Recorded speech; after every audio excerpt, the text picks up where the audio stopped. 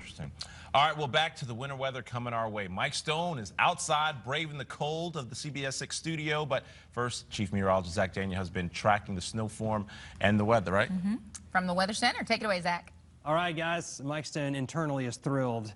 The prospects of some light snow tonight and much more on the way. As we all are, this winter storm watch is in effect for what's coming on Friday. Although we do have a little system coming in right now, this winter storm watch will be converted to a winter storm warning as we get into tomorrow. Notice this area here in gray. This is actually a blizzard watch, and this will likely be converted to a blizzard warning. And that could actually extend a bit farther south, just given the strong winds that are going to accompany this very powerful nor'easter. Now, let me show you what the system looks like right now. It's just two areas of low pressure.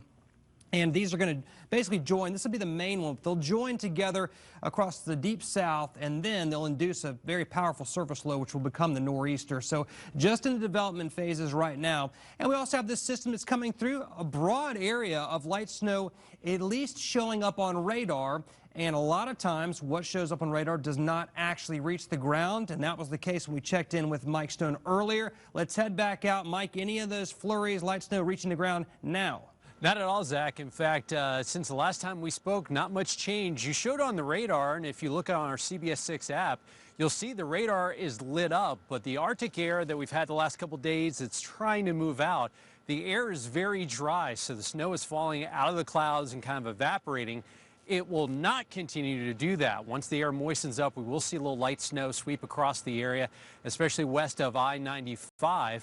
So the temperatures that we have are different than what we had on Sunday. Most areas will be at or below freezing as this stuff comes through, and the ground's a lot colder. So we could see a light accumulation this evening from this first little batch that's coming through. But again, this is not related to the big storm. So let's go back inside to Zach to talk more about that. All right, thank you, Mike. Yeah, this is just a little lead wave, a little upper level disturbance. Like Mike said, though, the past several days have been so cold that anything that does fall will have a chance to make slick travel for the evening commute, and even tomorrow morning. Even just a little quarter to half of an inch could make things pretty slick. We'll let you know if there's any school delays that happen to come down the pike here later on tonight. Right now, it's 32 degrees, a southeast breeze at 3 miles per hour, and dew point of 8. That's that super dry air, and that's why that precipitation on radar is actually evaporating before it gets down to the ground because the air is just so dry. Lows tonight, low to mid-20s, another very cold night, but not as many teens overnight tonight.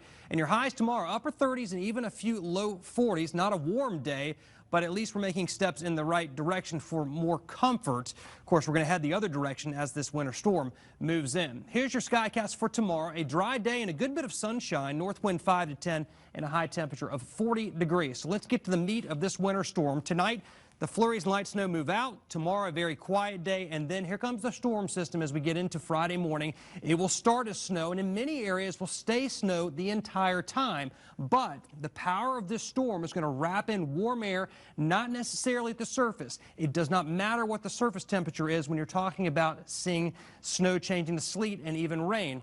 What matters is what happens several thousand feet up off the surface, and there's a chance it could draw some of that warm air in, melt some of that snow, and then we end up having rain or some sleet.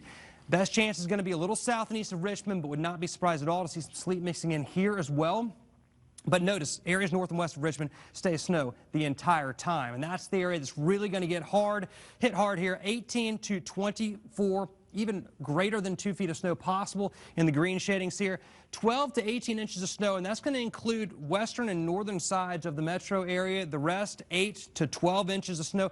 There's going to be a very, very short distance across the ground between people that get about 4 and people that can get upwards of 18 inches, if not more.